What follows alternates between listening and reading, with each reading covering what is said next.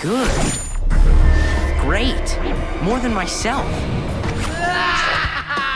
I remember picking this game up off GameFly for cheap back in the day, 1 year after its 2005 release. When me and my brother Rocky jumped into the game, we were first impressed by how well the game holds up. Ultimate Spider-Man was published by Activision Studios and developed by Treyarch. Of course, they did the Black Ops games as well as introduced us to zombie mode. And why is he here? He lost. As I always say, forgive your enemies, but remember their names. The story of Ultimate Spider-Man centers on Peter Parker / Spider-Man and Eddie Brock / Venom. Their fathers, who while working on a cure for terminal illnesses, Richard Parker and Eddie Sr., created the black liquid substance that turns Eddie into Venom. Spider-Man now must stop Venom while encountering other various bosses throughout. You first start off battling Venom to essentially get used to the controls. The web swinging feels chaotic at times and really treats it like Spider-Man driving an invisible car in the air like Harry Potter and Ron Weasley. When you steer too quickly or don't boost yourself correctly, you tend to lose control, and as we did a few times, we kept losing the races. You start off as a side mission, essentially, meeting the Human Torch. Oh man, you're faster than I thought. And that is your first racing mission. The attacks are simple to do, from a downward missile drop kick to simple punches and kicks.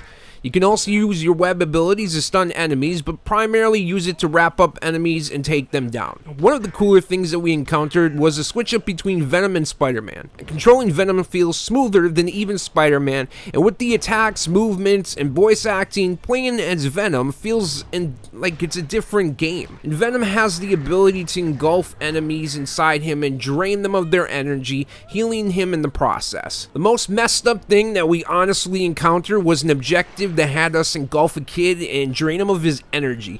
Now in my head it was Danny DeVito, and Venom is such a big fan of Always Sunny in Philadelphia that he needed Danny DeVito, and you know what?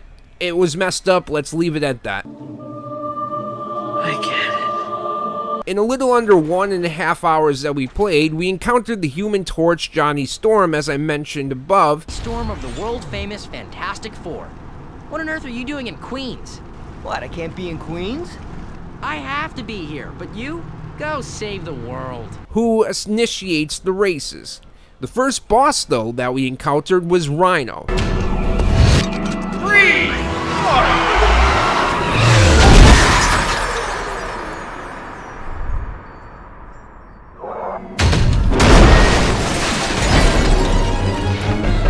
Hey you! Is that a rhinoceros horn, or you just happy to see? I'm so scared I can't even finish my lame joke. And the thing I appreciated the most was it wasn't a linear boss battle, and similar to Ratchet & Clank, the boss had phases. The first phase, you chase down Rhino while rescuing civilians and lifting cars off of certain people. The second phase, you need to attack Rhino's back and lead him into a cement foundation and hit him with a wrecking ball. In the third phase, you attack Rhino once more, but this time destroying the exposed wiring in his suit. It's boss battles that change it up and have you use all your abilities that make Ultimate Spider-Man fun and interesting to play. The only negative I will have to say is the races you must sometimes complete in order to move forward in the story, and it can be annoying, but not as much so that you start to dislike the game. I remember beating Ultimate Spider-Man back in 2007, but because it's been so long, I only remembered bits and pieces. The art style, combat, large open world, bosses, and just general variety make Ultimate Spider-Man a fantastic game. While the music is interesting, it feels stale or generic at times. Despite my minor complaints, I'm giving Ultimate Spider-Man a 4.25 out of 5, and highly recommend any Spider-Man fan who has not played this game or hasn't played it in a while to definitely go out and purchase it, or find it by various other means. Now that I've given you my thoughts, I'm going to pass it off to Rocky to let him give his. Ultimate Spider-Man is a video game from 2005. It's an action-adventure-based game based on, of course, the Marvel comics of Spider-Man. This game was a lot of fun, and I don't really remember if I played it as a kid, but I do remember I played the Spider-Man game before it.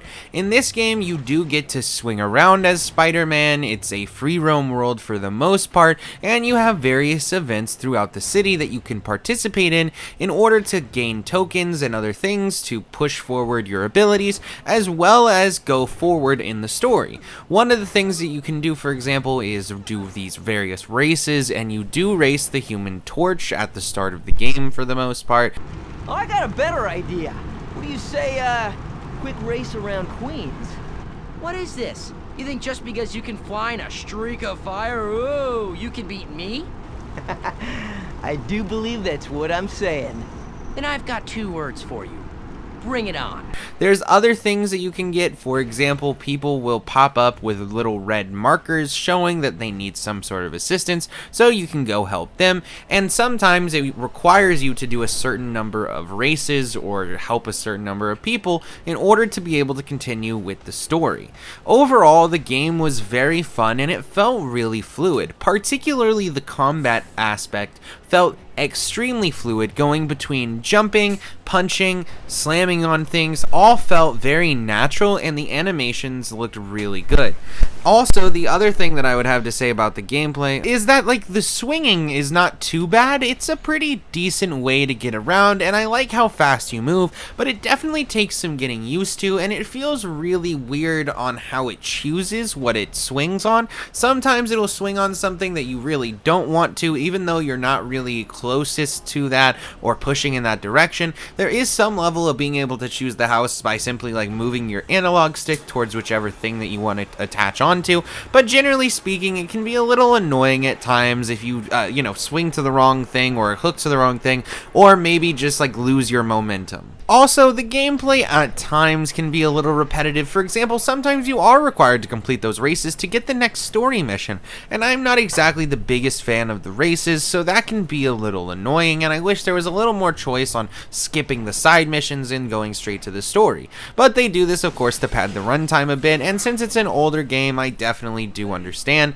The city does feel like it has some life to it, considering there's so much stuff that's going on, and things regularly do seem to pop up, giving the life a living type, or the city a living type feel to it. You can't really go into buildings much as far as we've seen so far, unless maybe it's part of like a certain level or something along those lines. But overall, it's a pretty fun game. For example, you have different aspects of like even puzzle stuff sometimes where you have to figure out, like with Rhino at one point, what's the way that you need to get him into this certain area or to get this thing to hit him, etc. And so those aspects add a little bit of variety to the gameplay overall. But again, I think the main issue that I would have with it is the side missions being very repetitive and then it requiring you to do some of those side missions. Also, I know New York is bad, but nobody in any city has this much violence unless you're in like Syria. It's also funny that you can like throw people off roofs and shit like you just do not care.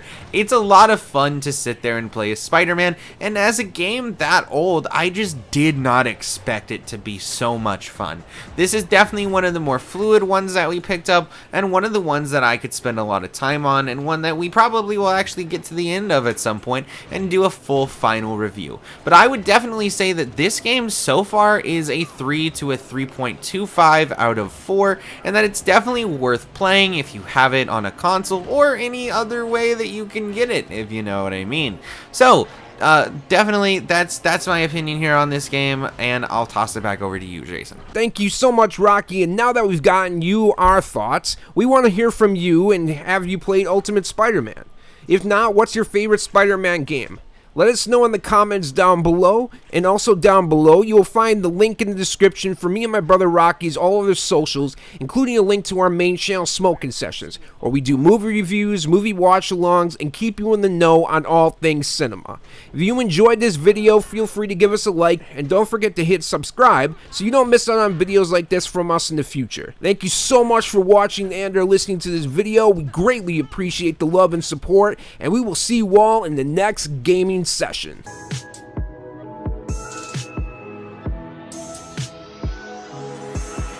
stay out of my head to the depths of the universe.